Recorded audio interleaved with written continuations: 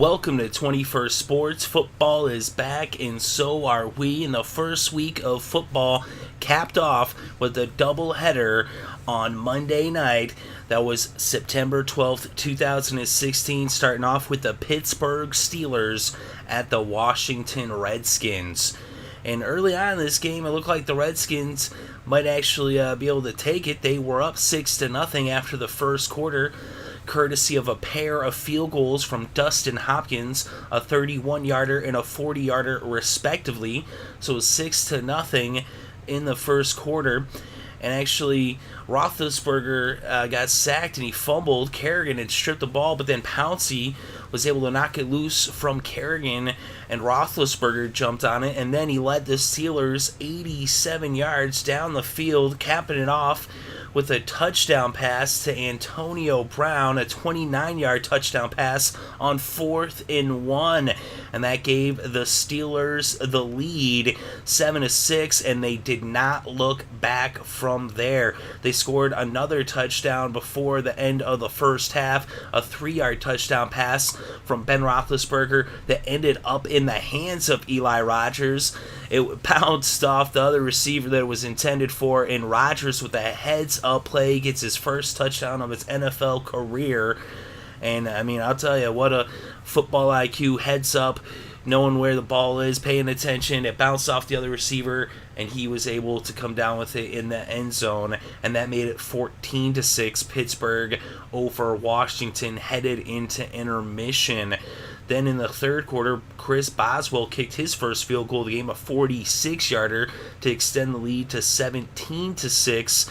And then midway through the third, Roethlisberger connected with Antonio Brown for their second touchdown of the game, their second touchdown connection. This one a 26-yarder.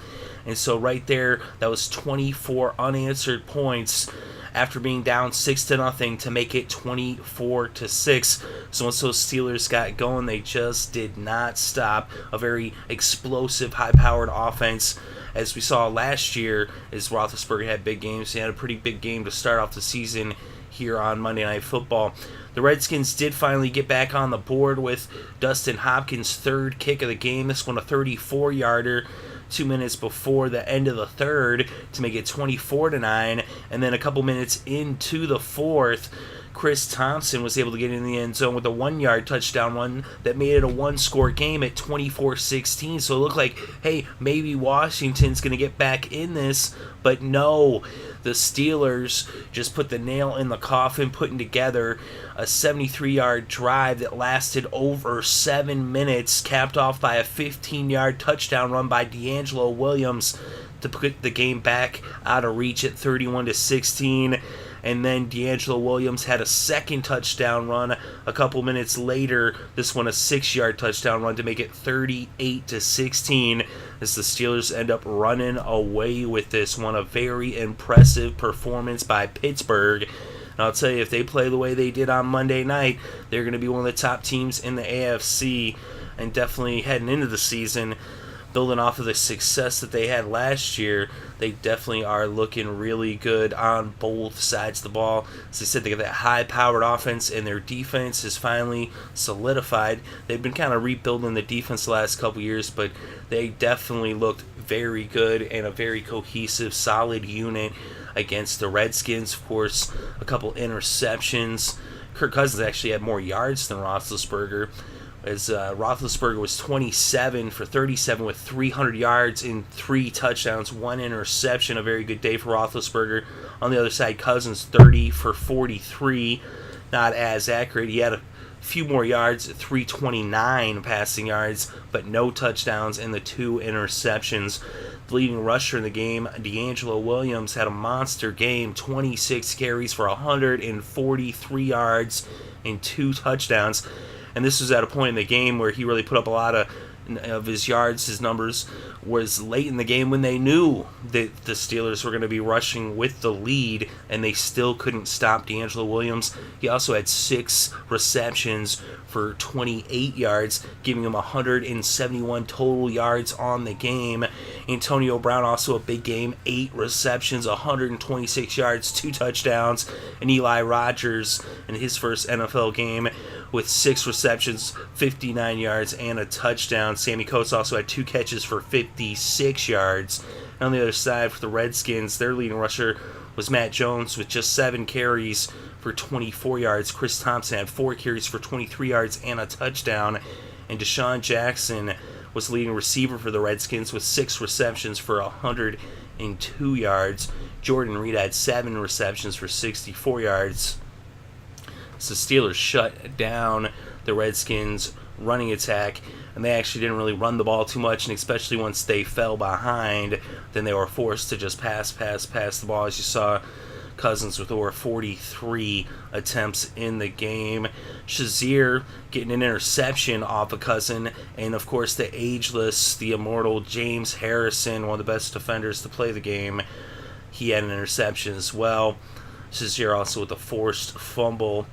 And Breland had an interception for the Redskins. And Kerrigan, of course, had that sack and a forced fumble, although that he ended up fumbling it right back to the Steelers.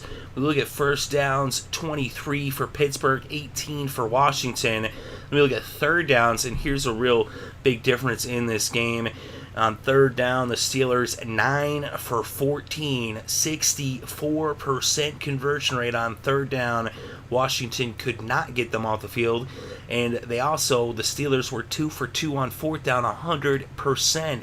Conversely, on the other side, Washington couldn't stay on the field. The Steelers were able to shut them down, get them off the field on third down, as the Redskins were just 3 for 10 on third down, only 30% conversion rate, and they were 0 for 2 on fourth down, converting 0% of their fourth down attempts. Then we look at the total yards, 435 for Pittsburgh, 384 for Washington. That's net yards. Net rushing yards, 147 for Pittsburgh, just 55 for Washington, as the Steelers netted almost 3 times as many yards on the ground. Although, if you look at the average yards per rushing play, it was actually much closer, in that the Steelers averaged 4.9 and the Redskins averaged 4.6. So maybe if the Redskins had run the ball more, of course, playing from behind, you're not going to be able to run the ball. You're going to have to pass it. At least that's how conventional wisdom goes. But look at the net passing yards, 329 for Washington. Cousins was not sacked at all in this game. And for the Steelers, 288 net passing yards, just a 1 sack for a loss of 12 yards on Roethlisberger. Then we look at the penalties in this game. 4 penalties against the Steelers for 81 yards, 9 penalties against the Redskins for just 55 yards. So they had twice as many penalties, but almost half as many penalty yards against Washington. Of course, they were in D.C., but anyway. Anyway, we look at the red zone efficiency, and again, just like on third down, when it came time and they needed a clutch play, the Steelers were able to get it done and get it in the end zone, as they were 3 for 3 in the red zone, 100%. And in the red zone for Washington, they were just 1 for 4, as the Steelers defense shutting them down and making that red zone the dead zone, not letting them get it in, as they were just 25% for the Redskins in the red zone on offense. And we look at the time of possession, 33 minutes, 18 seconds for the Steelers, 26 minutes, 42 seconds for the Redskins. So the Steelers, the very dominant performance.